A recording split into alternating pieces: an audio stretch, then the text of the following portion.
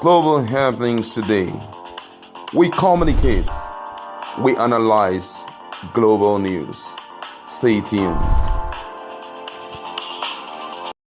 Hello guys, welcome to Global Happenings today. We have a trending news here for you, and the headline of the news reads: Vice President Yemi Osinbajo in hot demand as United States plead with Nigeria for his services in the next 4 years. But before we continue with details of the news and further analysis, we'd like to encourage you to please support us by clicking on the red subscribe button and also on the bell icon so that you can get notification anytime we publish videos on YouTube. All right, let's listen to the news. A prominent American, Joe Raine, has joined the long list of admirers of Nigeria's Vice President, Professor Yemi Osinbajo, SAN. Raine, who attended the opening session of the 6th Assembly of the Forum for Promoting Peace organized by the government of United Arab Emirates, couldn't hide his admiration over the speech delivered by Nigeria's Vice President Yemi Osinbajo. Joe Raine wrote via his Twitter handle @JoeRaine, the best, most profound, most moving speech in Abu Dhabi last week was delivered by this man, Vice President Osinbajo of Nigeria. Powerful. In response to the lead pastor of the Covenant Church, another Twitter user, Inyola Akpeyemi, replied, "Brilliancy, intellectual sagacity can't be restricted. Just like the sun, it shines everywhere. That's the case of our Vice President, Nigeria's own professor. He's so energetic and never relenting." Well, Joe Raine, that's the prominent American, said, "I'm not surprised. He distinguished his speech out of many others." He said, "Thank you, sir." Well, the prominent U.S. pastor who couldn't obnubilate his enthusiasm about the vice president responded, "Can we please borrow him for about 4 years, starting in 2020? Our nation needs a leader so much like him." Well, Nigerians have taken to their Twitter handle to express why the vice president couldn't be released even beyond 2023. A Twitter user says, so kind of word, but unfortunately Nigeria and Nigerians still need him beyond then. I am sure he's open for consultation. Mind you, he's still our property and we'll cherish him more. Another Twitter handler said, "We would have loved to lend him to you guys, but we need him much more beyond 2023. Another Twitter user said, "Very hilarious. We need him in Nigeria more than you do, sir. May God bless Professor Yemi Osinbajo," and so many other reactions coming up. All right, thank you very much. And this is really, really amazing that Nigerians are not even feeling this man as we hear people talk about him. But I think we felt a little of his intellectual capability, intellectual property. And that was when the president was sick for a while and stepped aside and gave him the power to run the country for a short while. It was quite a superb one. We saw him putting so much respect, especially to the rule of law. I think that was when these guys visited the National Assembly. I'm talking about DSS. And immediately Heri Dwara, who was the DSS boss, was kicked out of that position, replaced immediately. There were a lot of things that he had put in place in such a short time. And I believe when the cabal saw the ability and the power that he had for just occupying that position for a short while, they had to do everything to put him on that check. Right now, Osinbajo is very overly quiet, and it's really amazing. We know that he has many capabilities that are hidden right there, and most people had believed that merging him with Buhari will kind of give him an opportunity to influence Buhari so much. I'm talking about the president of Nigeria. But unfortunately, it seems that he is very, very under control, strict control. And most people are tracing it to the fact that his hands are now dented. It kind of is under dirty. Don't forget that he had been given different rules to carry out, and those rules have so much of financial rewards coming with it. For example, the trader money was given to him, and when when the time came for when they request accountability, up till now with Nigerians have not heard anything about it. Accountability is not there. It came to a time that there were a lot of grapevines, a lot of rumors, a lot of persons, journalists alleged that he even went on his knees to beg Abanyari because his stay was not certain. And there are other persons who are strong critics of the APC government. The likes of FFK came up and he told him that very soon you'll be cleaning the toilet, and if you don't resign as soon as possible, you are going to be demeaned beyond your expectation. Some people even had forecasted that in the next 6 months he may not even be in power again. And when all of that pop up, we notice one of the things I've noticed, even which is still there till now, is the fact that he is so quiet beyond my expectation. He doesn't talk. Really, you see him come out to give any statement because he believes that his statement will be misinterpreted.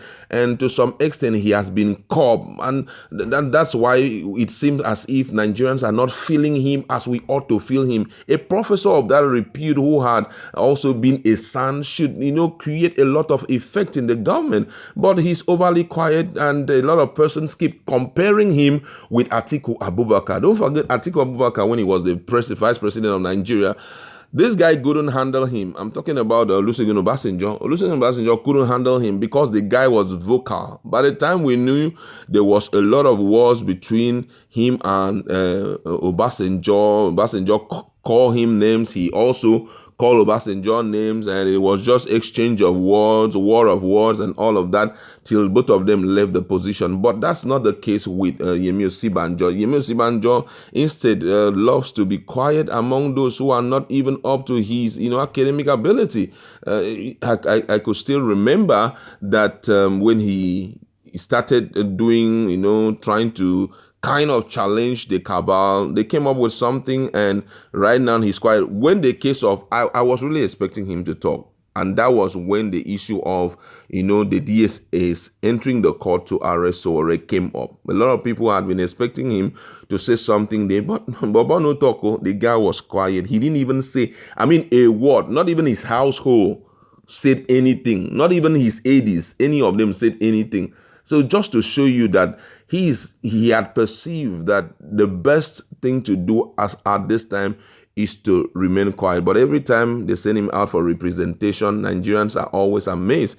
I had listened to him talk in 1 or 2 meetings, and the way the guy talked, I knew that, man, this guy is in chains right now, and he's just waiting for an opportunity to prove to Nigerians that he's not who the present-day government and the cabal has made him to be. Most of the time, the person that you link up to, the person you work with, the people you interact with can go an extra mile to influence you.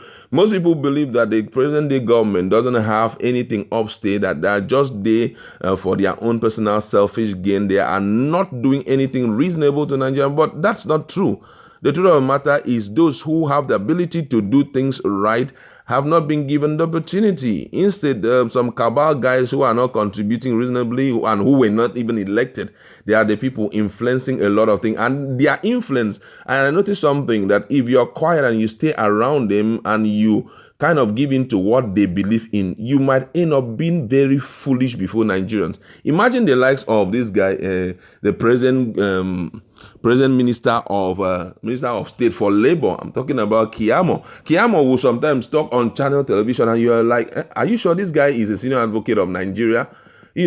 And the same thing with the media persons, Garba Shehu, who is the senior media person to the president, and Adesina also, Femi Adesina, and even Loretta Onoche. So, some of them will talk, you're like, hey, are you sure these guys have anything upstate? The reason is because they are mingled with the wrong people who doesn't have the mental property that they have, and they have allowed those people to, subjugate them and force some certain things that are not right on them. And, to keep the money coming, they have to accept those ideology and live with it. And it's really, really affecting things, Well, I knew from the beginning that Yemi Osinbajo is a power to reckon with. Don't forget that he's not just a son, he's a professor of law.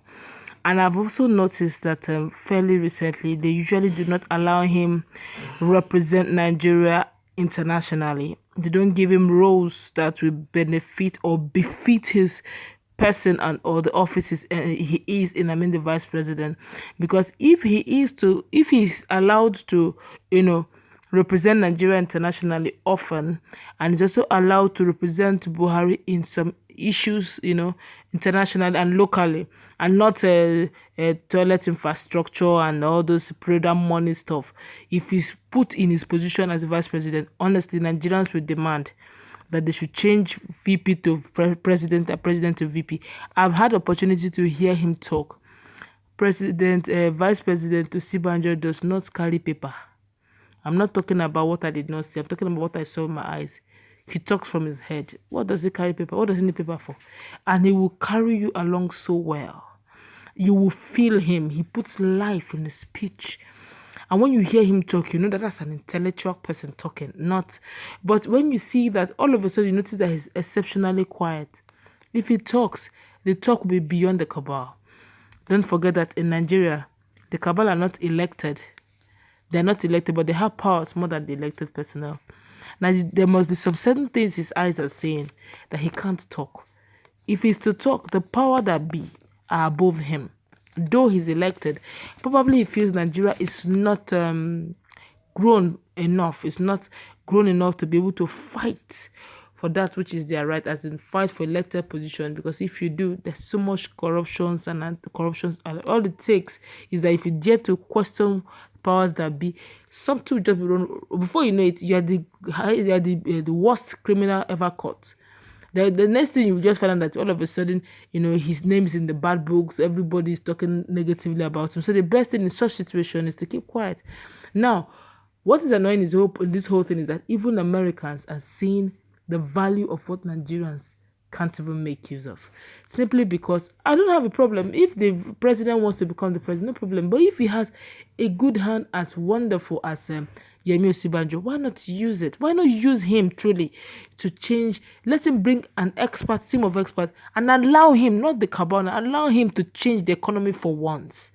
Don't use the cabal. Don't, use him as a face value. Anytime you are looking for Roga, you put him there. Roga, go and talk to your people about Roga. Then when it comes to things that really affects the economy, you put the cabal there. You're messing square pegs and round hole. That's why we are mismanaging the best hands we have. I remember the time they did a talk, presidency talk prior to the election, general presidential election. It was actually Osinbajo that represented. Oh my God. Was he good? He was awesome. You could just see that this guy is a blessing waiting to happen. But unfortunately, Nigerians are better. We are worse off. I won't say better. We are worse off since one way or the other, he's there, but we're not feeling him. Maybe, like my colleague have rightly said, there must be some certain things his eyes are seeing that his mouth cannot say. So the best thing he does is actually to keep mute. But if he keeps keeping mute, and as a son, as a professor, then we're actually not feeling him. Maybe we should actually lend him out truly to the United States. Who knows? Maybe to open Nigerians' eyes to the fact that we have something good and we are not making use of them maximally. But it's really pathetic, honestly, if you ask me. It's not worth it. But I pray that one day Nigeria will see the value in what we have internally and begin to elect the right people and not people on ethnicity grounds. All right, thank you very much. That's actually true.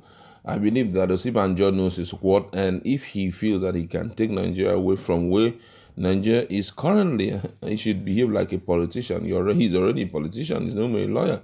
A politician trying to put structures on ground, whether in the party level, make sure that you do one or two things that you should do to ensure that at the end of the day you win the heart of the president so that he may push you into that position. That's where we're going to leave. You go to a comment.